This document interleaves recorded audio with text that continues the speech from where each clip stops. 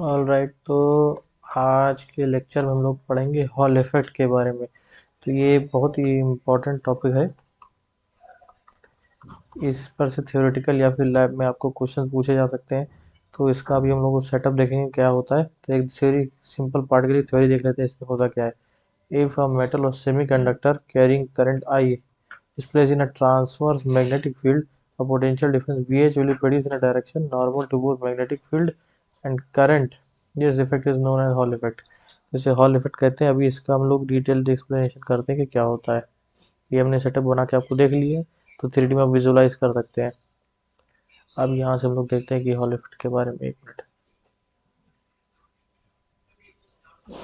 ठीक, मान लेते हैं एक semi conductor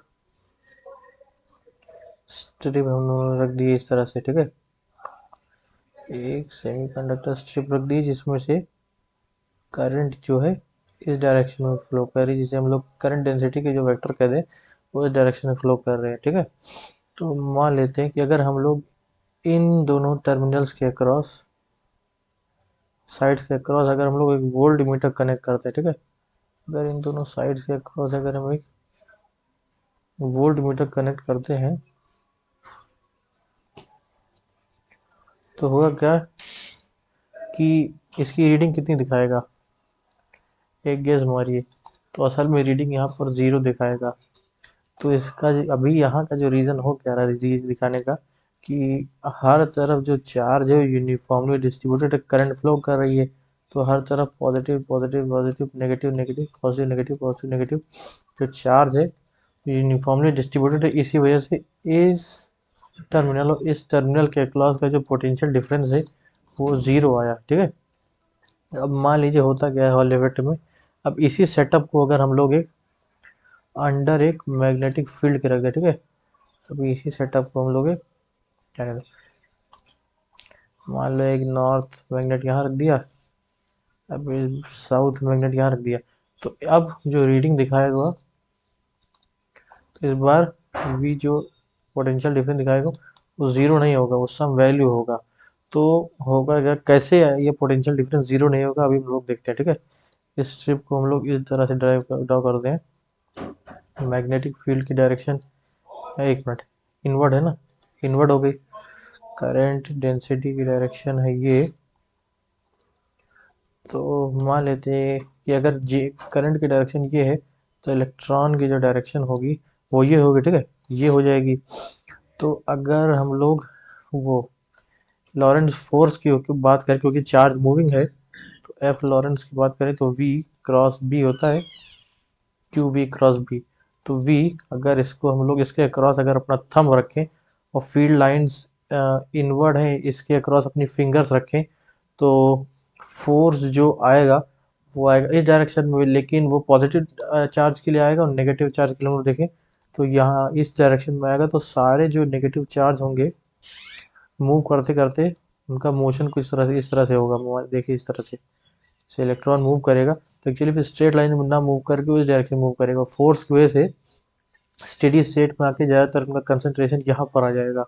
similarly positive charge carriers इधर तरफ आ जाएगा। अब हुआ क्या कि जब यहाँ पर तो यूनिफॉर्मिटी थी, due to which we was zero, तब ज़ीरो था, लेकिन अब यहाँ पर यूनिफॉर्मिटी ख़त्म हो चुकी है। देखिए अब इधर तरफ नेगेटिव चार्ज का कंसंट्रेशन बढ़ गया, इधर तरफ पॉजिटिव चार्ज का कंसंट्रेशन बढ़ गया। जिसकी वजह से अब अगर हम लोग वोल्ट मीटर यहाँ पर लगाएंगे तो वोल्ट मीटर जीरो रीडिंग नहीं शो करेगा, और जो रीडिंग शो करेगा उसे कहेंगे हम लोग हॉल वोल्टेज। जो इस सेटअप की वजह से जो टर्मिनल वोल्टेज हम लोग के पास आया, तो टर्मिनल वोल्टेज या कहें ट्रांसफर वोल्टेज जो जनरेट हुआ, इस वोल्टेज को कहते हैं हम लोग हॉल वोल्टेज। ठीक है, ये जो हम लोगों ने यहाँ पर डेफिनेशन पढ़ी थी हॉल वोल्टेज की, ये वही है कि एक्सपेरिमेंटल सेटअप में हुआ क्या हॉल वोल्टेज में। इनिशियली अगर हम लोग मैग्नेटिक फील्ड ना अप्लाई करें तो होगा क्या कि अगर इस दोनों टर्मिनल के across potential voltmeter connect करें तो हम लोग को जीरो रीडिंग दिखाएगा, लेकिन यही अगर इसको हम लोग अंडर मैग्नेटिक फील्ड लगते हैं, under magnetic field. So due to Lorentz force, charge particles पर फोर्स लगेगा, पॉजिटिव की तरफ दूसरी तरफ, नेगेटिव की तरफ दूसरी तरफ। तो एक साइड में उनका कंसंट्रेशन इंक्रीज हो जाएगा, ड्यू टू विच कंसंट्रेशन की वजह से पोटेंशियल डिफरेंस अकराइज होगा। उस पोटेंशियल डिफरेंस को क्या कहेंगे? Hall voltage. ठीक है, ये हो गया अपना पूरा सेटअप, समझ गए? ये थ्योरेटिकल पार्ट हो गया। अब हम लोग यहाँ पर डेरिवेशन पे बात कर लेते हैं। Derivation of hall voltage. इसमें जो चीज़ हम लोग को देखनी हो, अगर देखना चाहें तो फिर से देख सकते हैं। इसकी वजह से अगर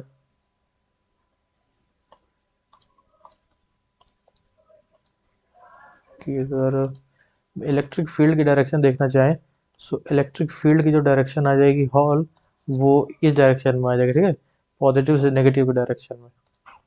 ये जो इलेक्ट्रिक फील्ड की डायरेक्शन होगी उतना, जितनी चीज़ें थी उतना होगा देखे। तो अब अगर हम लोग डेरिवेशन की बात करें तो सबसे पहले मूविंग चार्ज पर फोर्स कौन सा लगता है, ये आपको गैस करना है। आंसर है लॉरेंस फोर्स, एफ लॉरेंस।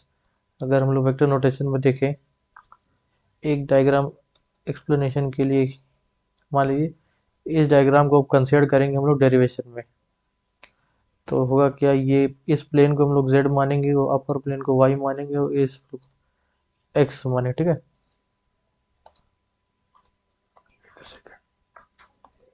ठीक है।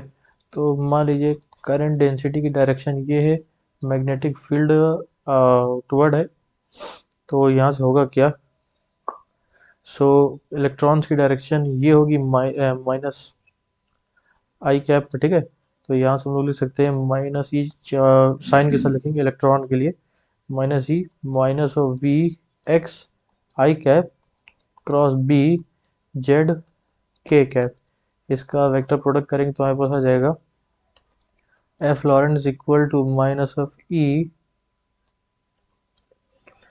We X B Z J cap. ठीक है, ये आ जाएगा। सिमिलरली अगर हम लोग इस पर मैग्नेटिक फील्ड की वजह से लॉरेंस फोर्स तो लगेगा, लेकिन सिमिलरली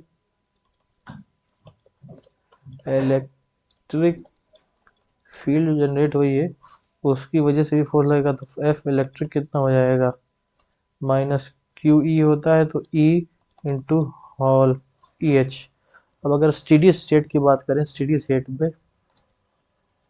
एट स्टेडी स्टेट जब सारी तरफ कंसंट्रेशन जो होगा वो स्टेडी स्टेट आ जाएगा, मतलब जितना कंसंट्रेशन मैक्सिमम होना चाहिए उतना आ जाएगा, तो at that time F Lorentz magnitude will be equals to F electric.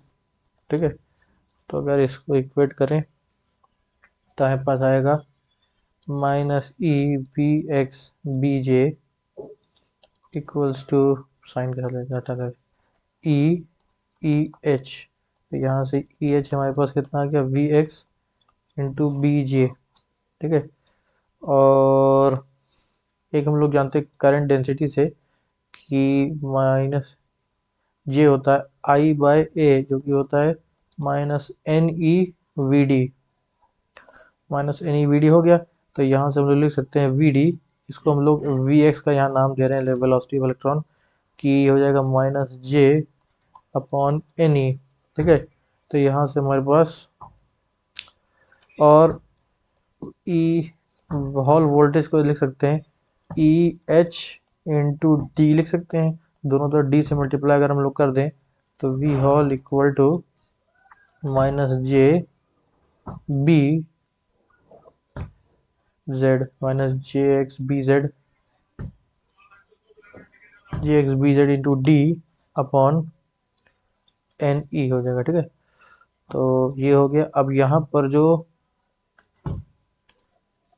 1 upon N ई होता है, -1 अपॉन एन ई, इसे हम लोग कहते हैं आर एच, जो कि होता है हॉल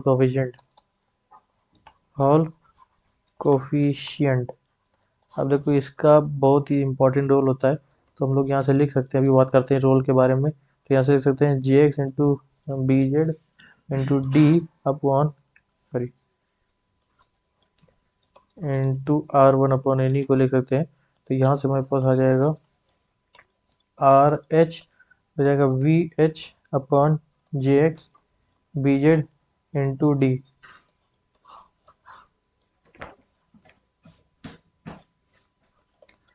तो ये हो गया हमारे पास। अब हॉल कोफिशिएंट के रोल के ऊपर अगर हम लोग बात करें, तो इम्पोर्टेंट ऑफ हॉल इफेक्ट का भी रोल क्या होता है, कोफिशिएंट का भी। तो important of hall effect in field of semiconductor, ये हमें हेल्प करता है determine the type of semiconductor. जो जैसे पी टाइप होगा तो उस टाइप के लिए हॉल इफेक्ट का, हॉल का कोफिशिएंट जो होगा, या फिर जो वोल्टेज वो होगा पॉजिटिव और नेगेटिव एंड पी टाइप के लिए, और एन टाइप के लिए नेगेटिव हो जाएगा। ठीक है, sign of majority charge carrier यहीं से पता चल जाएगा। The majority of charge carrier concentration यहाँ से। मोबिलिटी की अगर हम लोग बात करें तो जे इक्वल टू सिग्मा ई होता है। तो माइनस हटाओ, एन ई वी डी देखें इक्वल टू सिग्मा ई, और ये हम लोग जानते हैं कि मोबिलिटी होता है ड्रिफ्ट वेलोसिटी पर यूनिट इलेक्ट्रिक फील्ड। तो N E mu E equal to sigma E, यहाँ से मोबिलिटी हमारे पास आ जाएगा सिग्मा अपॉन एन ई। यहाँ से हम लोग मोबिलिटी कैलकुलेट कर सकते हैं। ठीक है, मीन्स ऑफ ड्रिफ्ट वेलोसिटी, ये चीज़ आप लोग होमवर्क है इसे कैसे करेंगे। ठीक है, तो ये हो गया अपने पास। और तो बाकी ज़्यादातर सब चीज़ें हो चुकी हैं। हॉल इफेक्ट हम लोग ये देख लिया है कौन से कैसे करना है। एक होता है हॉल एंगल, जो भी होता है tan theta equal to E H upon E X. ये तो एच वाली हॉल वाली, ई एक्स जो पहले से थी करंट की वजह से। बाकी ये हमारा हो चुका है। हॉल इफेक्ट में हम लोगों ने जितनी चीज़ें थी देख ली है। थियोरेटिकल क्या होता है, कंस्ट्रक्शन कैसा है, importance of hall effect, formula for ये हॉल कोफिशिएंट। तो आज के लेक्चर में बस इतना ही। Thank you.